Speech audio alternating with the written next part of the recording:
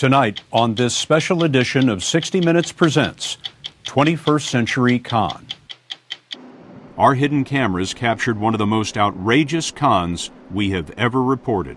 You can't find a surgeon in the world who doesn't support our approach. He's a 21st century snake oil salesman bilking desperate patients out of their life savings. We've gotten people out of wheelchairs. I'm Scott Pelley. I'm with 60 Minutes. His bogus treatment costs $125,000 cash and promises the impossible. I understand that you have had patients that have stood up and walked away from wheelchairs. There have been patients that have improved to that extent. You know, Mr. Stowe, the trouble is that you're a con man.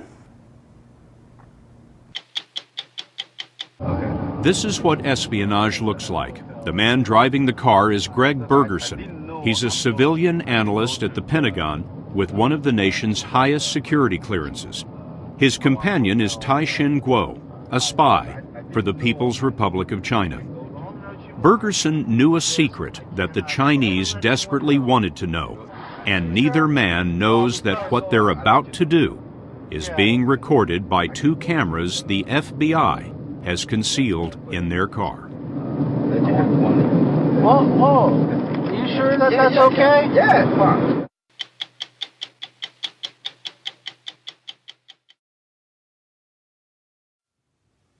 Good evening. I'm Scott Pelley. Welcome to 60 Minutes Presents. We've tracked a lot of con men over the years, and tonight you will see some of the most brazen we have ever met. Con men used to travel town to town hawking medical remedies said to be made of Chinese snakes. Snake oil was useless and dangerous, so the FDA was created to put a stop to it and to other food and drug scams. But today, quack medicine has never been bigger. In the 21st century, snake oil has been replaced by bogus therapies using stem cells. Stem cells may offer cures one day, but medical charlatans on the internet are making outrageous claims that they can reverse the incurable, from autism to multiple sclerosis to every kind of cancer.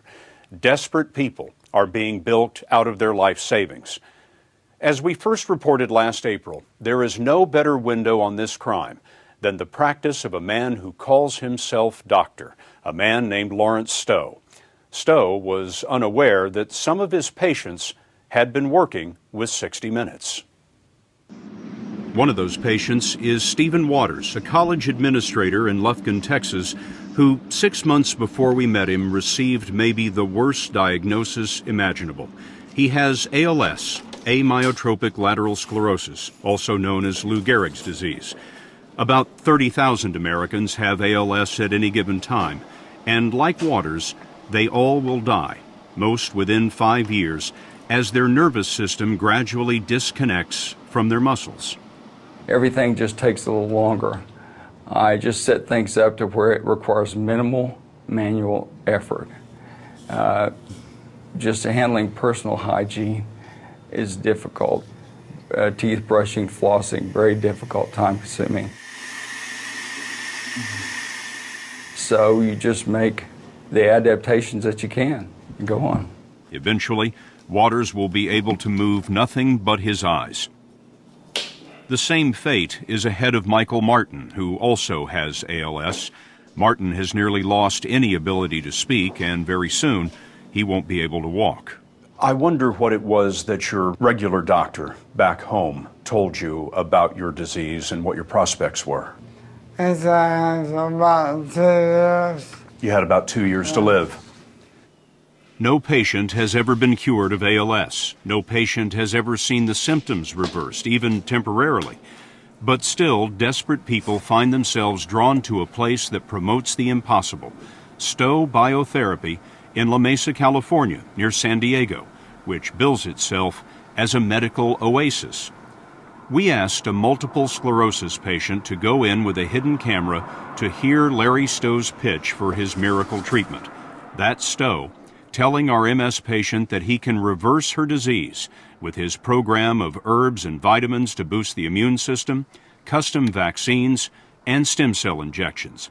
Medical experts say it's nonsense, but it is the same pitch that we secretly recorded again and again, as Stowe claimed to reverse cancer, ALS, MS, Parkinson's disease, and more. We're the only ones who've been able to get anybody that's down here back up to here, and they stay back up to here. If we were a major pharmaceutical drug company, we'd be talking about all of our research associating getting Nobel Prizes in medicine and things of that nature. Larry Stowe is not a medical doctor. He claims 2 PhDs, but we found he only has 1 in chemical engineering. He had a career at Mobil Oil and holds patents in the oil industry. But by the 1980s, Stowe had taken a strange turn into pseudoscience. For a time, he promoted something called Eon water, which he said slowed the aging process. And by 2003, he had created the Stowe Foundation to advocate unproven stem cell therapies. Michael Martin, one of the ALS patients helping with our story, had heard about Stowe from a friend. And before we ever met Martin, he'd already given Stowe a down payment of $47,000 to start the treatment. When Dr. Stowe said that he could reverse this disease with stem cells, you thought what?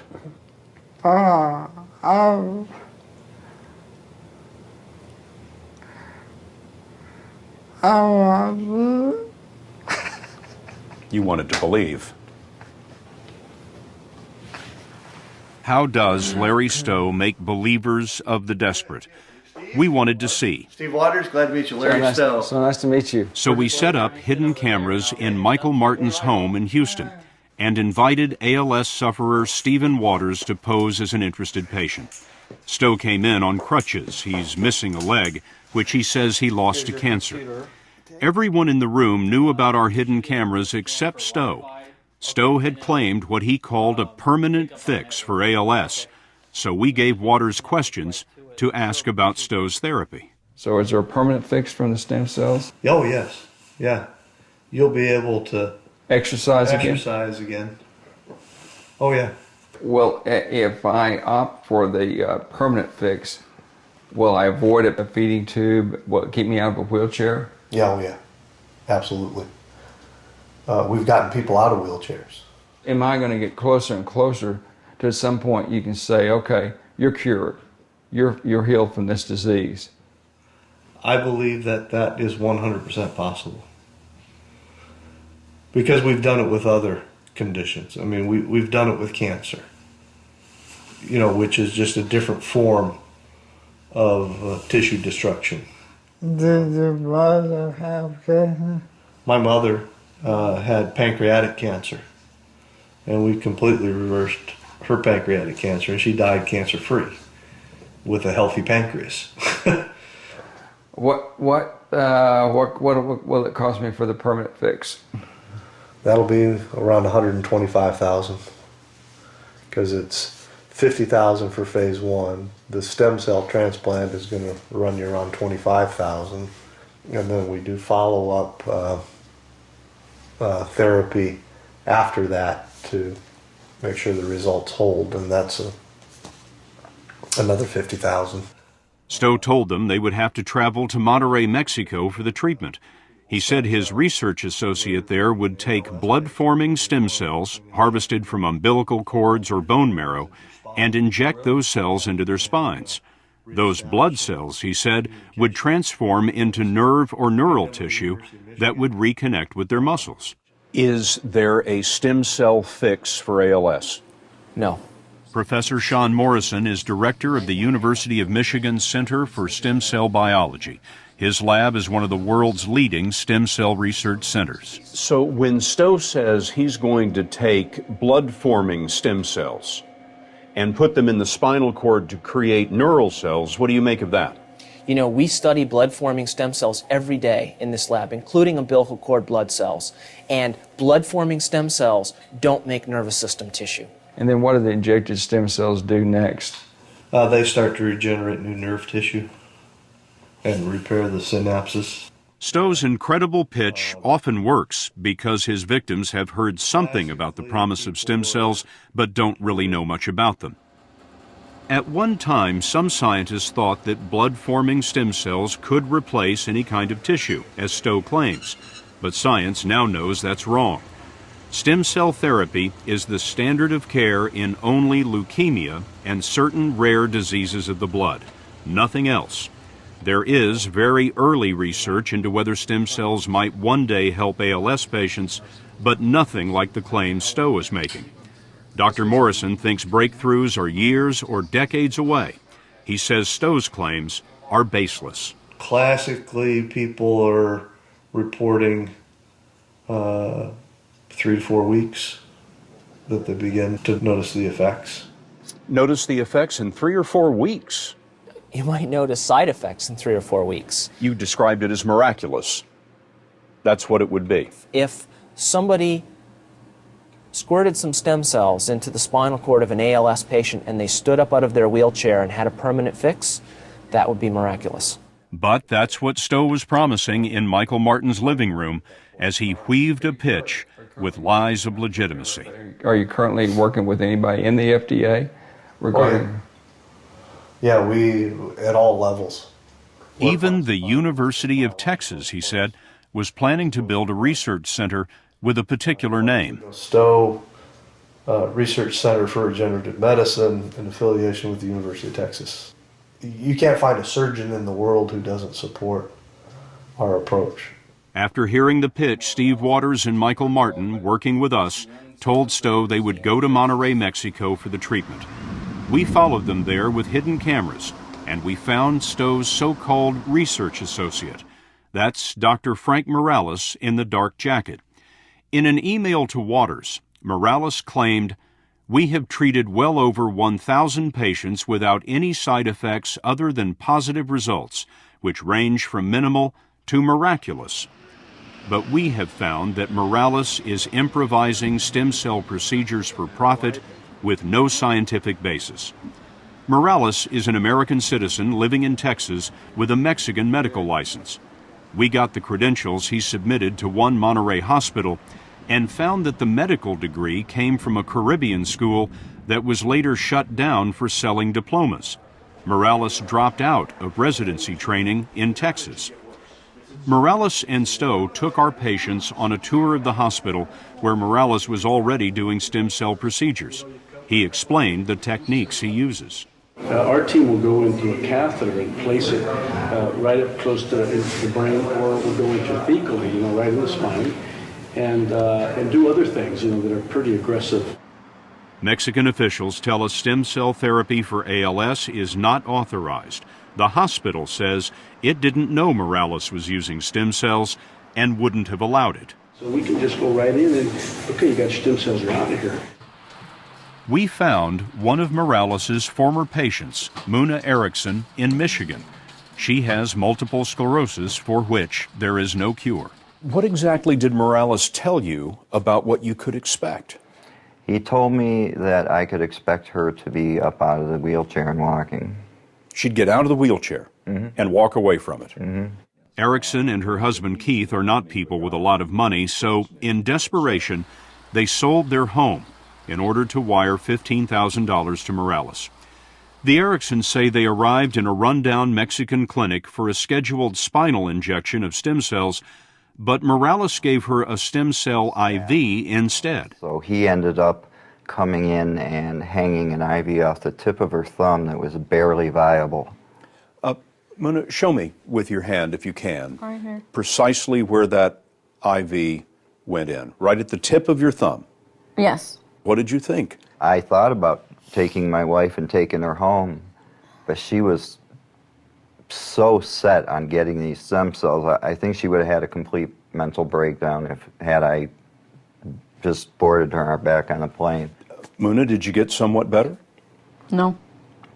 I got worse. Back in Monterrey, Mexico, Morales and Stowe came to a hotel room where they met patients Michael Martin and Steve Waters. They were expecting to see another down payment, $35,000 in cash.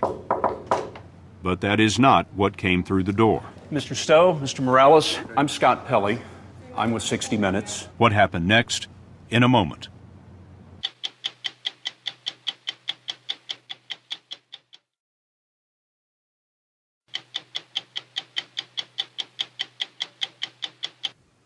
Stephen Waters and Michael Martin, two ALS patients working with 60 Minutes, traveled to Monterrey, Mexico to meet Larry Stowe and Frank Morales. Stowe and Morales said that they could treat the symptoms of ALS with an unproven stem cell therapy. They met in a hotel room that we set up with hidden cameras.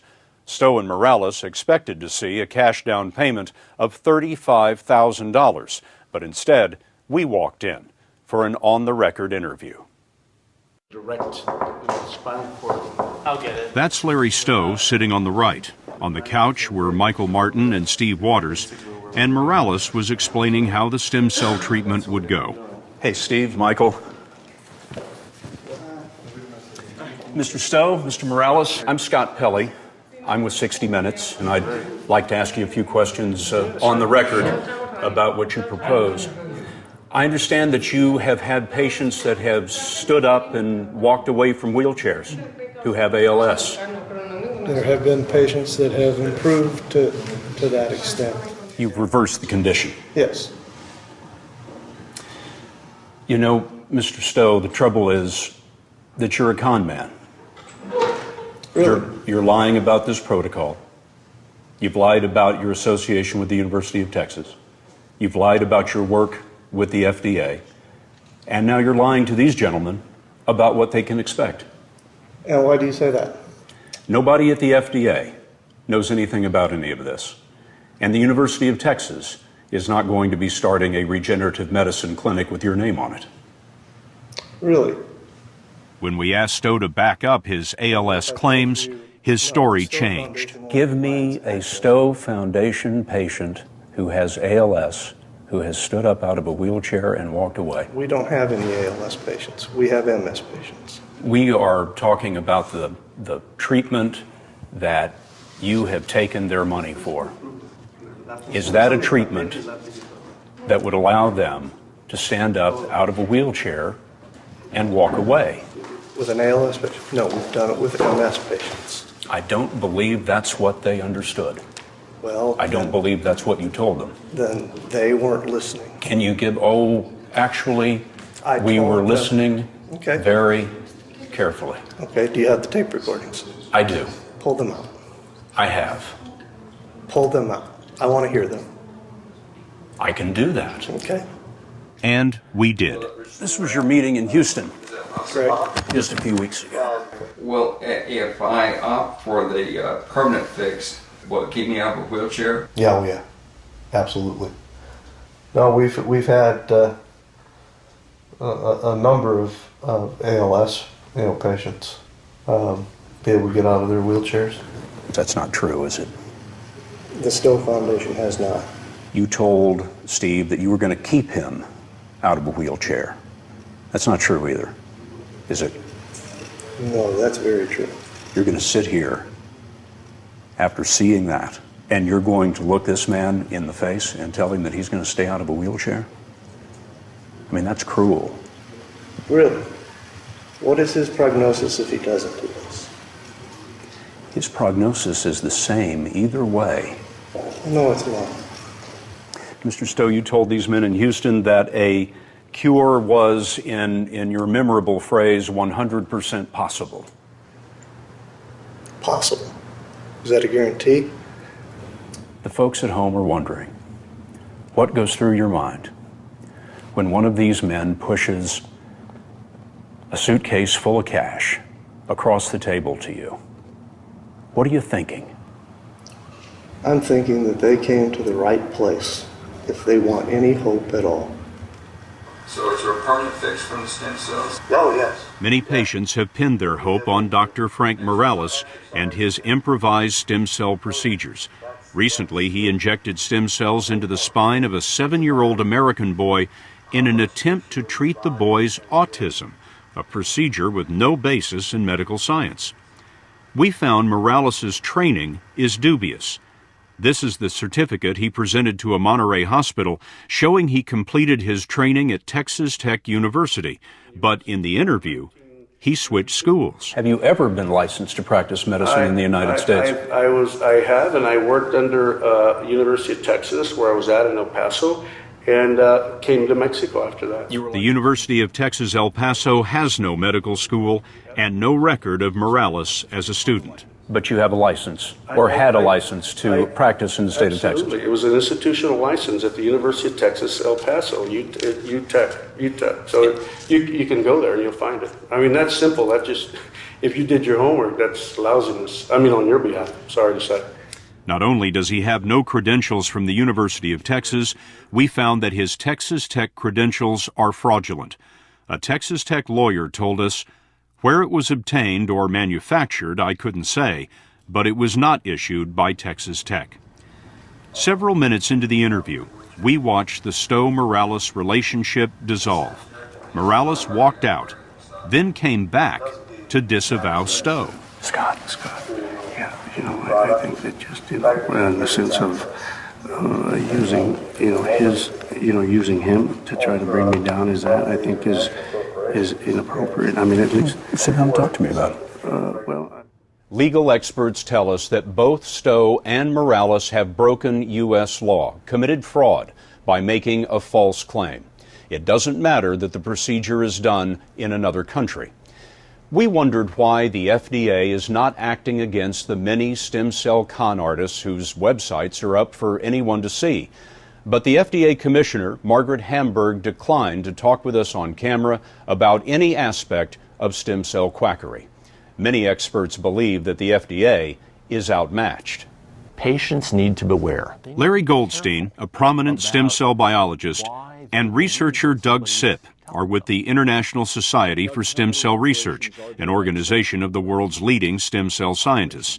SIP is tracking bogus stem cell clinics all around the world. And how have these operations grown, say, in the last 5 years or so? I would say the growth has been explosive. I've been tracking it kind of closely for the past 3 years, and I've been able to come up with more than 200 clinics that are offering some version of stem cells for some type of medical condition for which there's no really good evidence that the stem cells would be either safe or effective. Well, are all of these clinics frauds? On one end of the spectrum, you have people who are doing essentially badly designed, uncontrolled human medical experiments for profit. And then at the other end of the spectrum, you just have thieves who are preying on the sick and their families. Now, an ALS patient might say to you, how could I possibly be worse? This is the question you get sometimes. How could I possibly be worse? I'm going to die. I'm going to die. Why not in give it a 2 try? or 3 years. Why not give it a try? Well, what if, as a result of this treatment, you ended up in excruciating pain?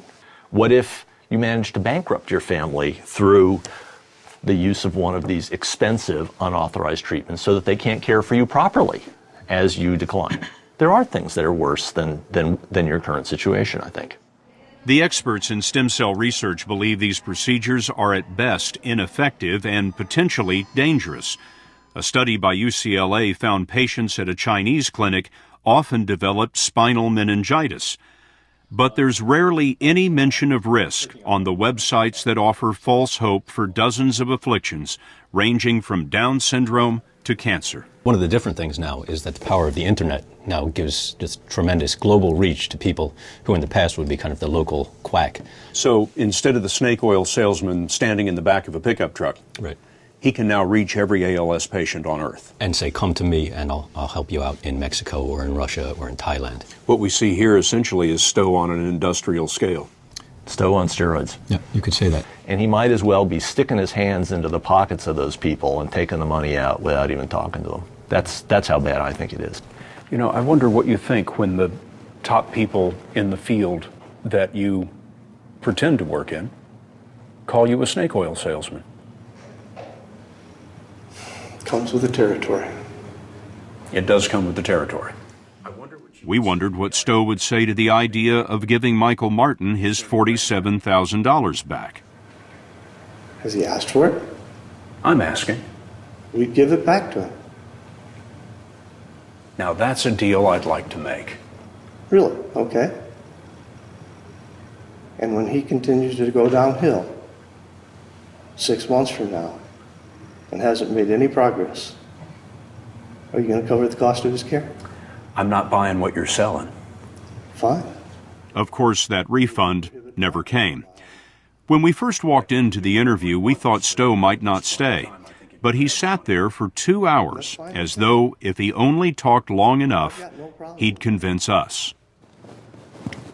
Thanks for sitting with us and talking to us. Now, you're not running away on me, are you? Well, I was planning on leaving, yes. Okay. I think I'm done. All right. Thank you. You've just cost this man his life. I want you to know that. You know, I don't think so. Okay. Larry Stowe never gave up even after his lies were exposed. When we left the room, he turned to ALS patient Michael Martin and tried to close the sale. We'll keep in touch. Because I can tell you, and you know what's going to happen. If you don't take some type of aggressive action. The scene at the hotel was the end of the Stowe-Morales collaboration. They didn't contact the patients again. Michael Martin and Steve Waters continued to fight the progression of ALS. What would you like to see happen to Larry Stowe? I don't care, Martin said. He has to live for himself. He has to live with himself. Since our story first aired last April, Lawrence Stowe has closed his business in San Diego. We've learned that the FDA has been investigating Stowe and Morales, but the agency won't comment further. Meanwhile, the ALS patients who helped us with our story are losing ground to their incurable disease. Steve Waters had to retire from the college, and Michael Martin is now in hospice care and can no longer breathe on his own.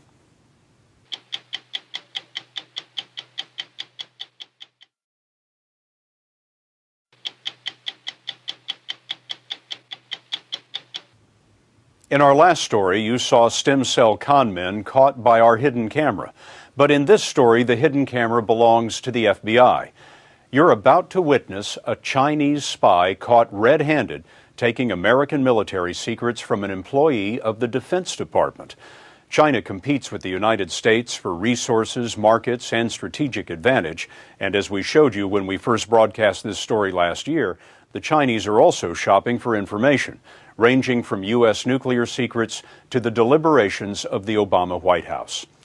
Espionage, by its very nature, is designed to be unseen, so this is an incredibly rare opportunity to witness China stealing America's secrets.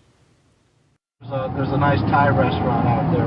Okay. This is what espionage looks like. The man driving the car is Greg Bergerson. He's a civilian analyst at the Pentagon with one of the nation's highest security clearances. His companion is Tai-Shin Kuo, a spy for the People's Republic of China. This is Guo in an FBI surveillance photo. He was born in Taiwan, but he's a naturalized American citizen who owns a number of businesses in Louisiana. And this is Bergerson, who worked at the Pentagon's Defense Security Cooperation Agency, which manages weapons sales to U.S. allies. Bergerson knew a secret that the Chinese desperately wanted to know. What kind of weapons was America planning to sell to Taiwan, the rebellious Chinese island that mainland China wants to reclaim? It's July 2007. They're driving outside Washington, and neither man knows that what they're about to do is being recorded by two cameras the FBI has concealed in their car. I like this. I just let you hit the money. Whoa. You sure that's okay? Yeah. You sure? We watched the tape with John Slattery, the FBI agent at headquarters who oversaw the case. He recently retired as a deputy assistant director. What's happening there? Information has been passed prior, and this is reward for that, or there is expectation that passage of information is forthcoming. So that's what's happening right here. How much money is he holding in his hand? I think we're probably looking at about $2,000, thereabouts. Tai-Shin Kuo's money and contacts came to the FBI's attention while the Bureau was investigating a different Chinese espionage case. They followed him, tapped his phone, watched his email, and all of that led to Bergerson. In the car, the Pentagon employee and Chinese spy were plotting the handover of secret documents that listed future weapons sales to Taiwan and details of a Taiwanese military communication system. I'm very reticent to let you have it because it's all classified. But I will let you see it, and you can take all the notes you want, which I think you can do today. But if it ever fell into the wrong hands, I know it's not going to, but if it ever was, then I would be fired for sure. I'd go to jail because I violated all the rules. He just described them as classified documents. Exactly. He knows precisely what he's doing. Exactly. He's almost going down your list of requirements for an indictment by a grand jury. And we thank him for that. When it comes to espionage against the United States, is China now the #1 threat that we face? I would be hard-pressed to say whether it's the Chinese or it's the Russians, but they're 1-2 or 2-1. Michelle Van Cleve was America's top counterintelligence officer. Working for the Director of National Intelligence, she was in charge of coordinating the hunt for foreign spies from 2003 to 2006. The Chinese are the biggest problem we have with respect to the level of effort that they're devoting against us versus the level of attention we are giving to them. What do the Chinese want from us? Virtually every technology that is on the U.S. controlled technology list has been targeted. Sensors and optics and biological and chemical processes. These are the things, information technologies, across all of the things that we have identified as having inherent military application. The Chinese have stolen technology used in the space shuttle and in submarine propulsion systems. In the late 1990s, a congressional commission found that China now holds the most closely guarded secrets America had.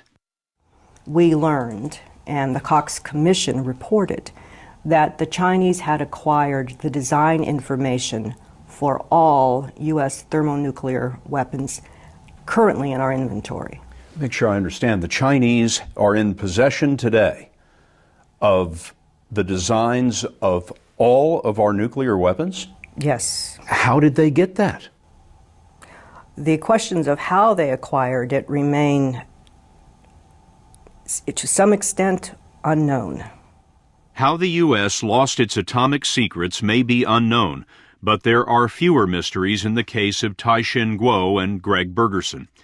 The FBI says that Kuo wanted to expand his Louisiana businesses into China, and when he sought permission from Beijing, the Chinese asked for a few favors for their intelligence service.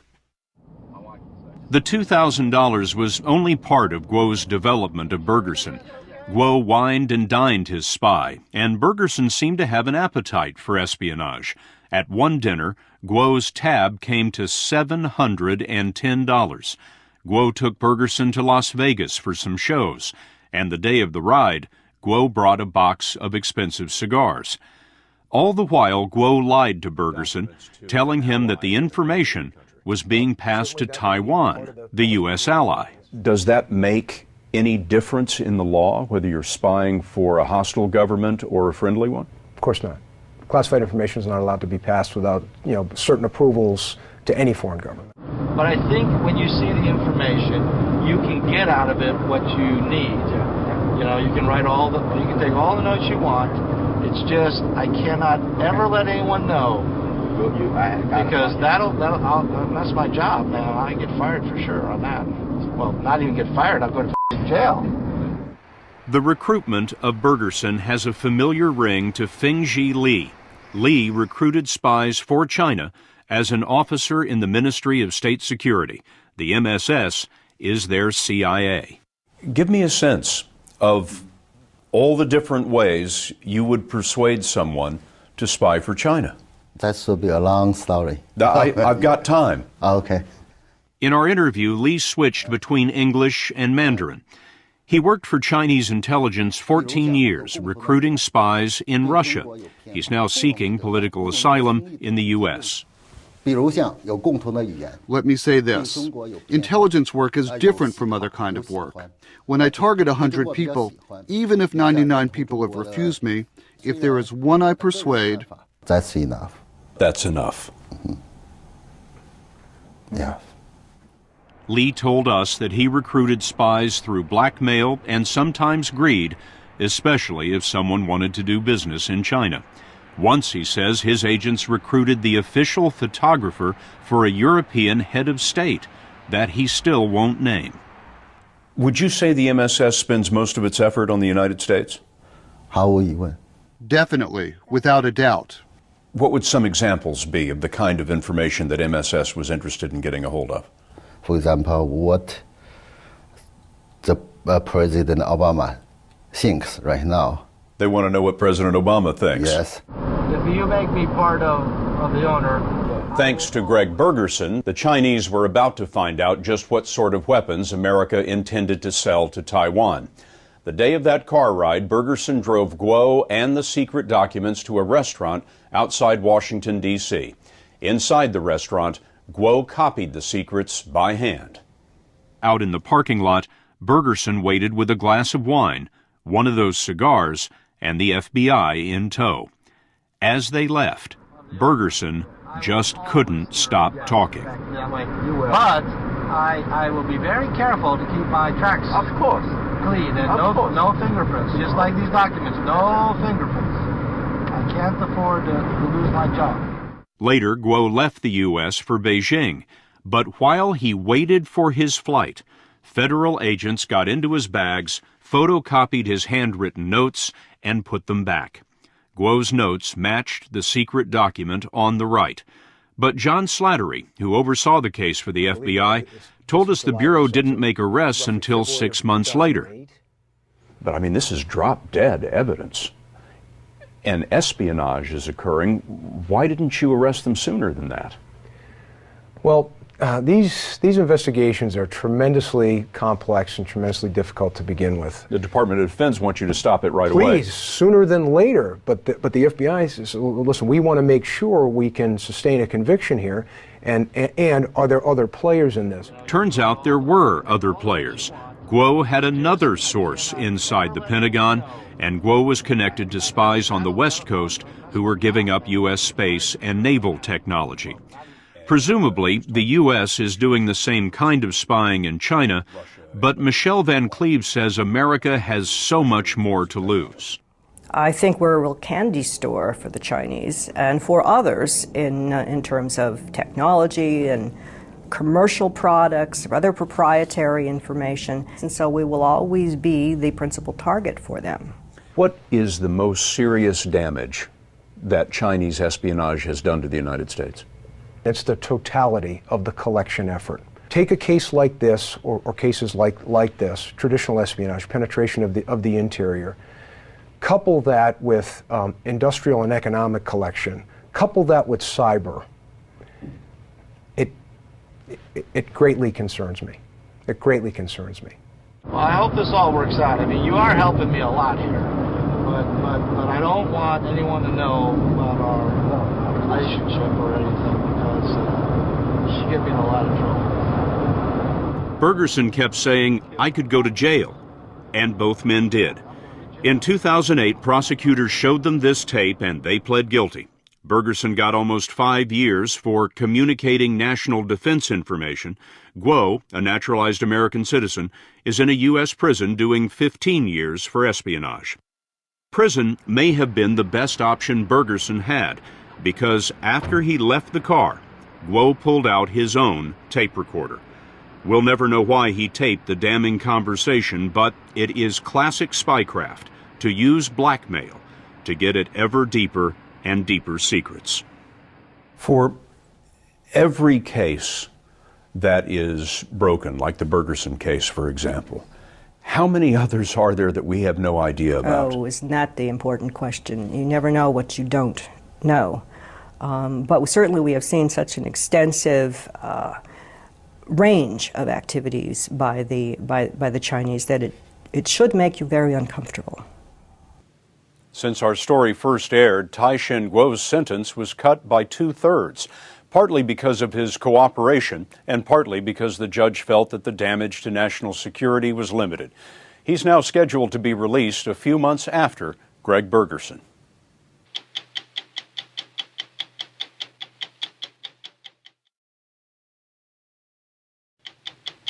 I'm Scott Pelley.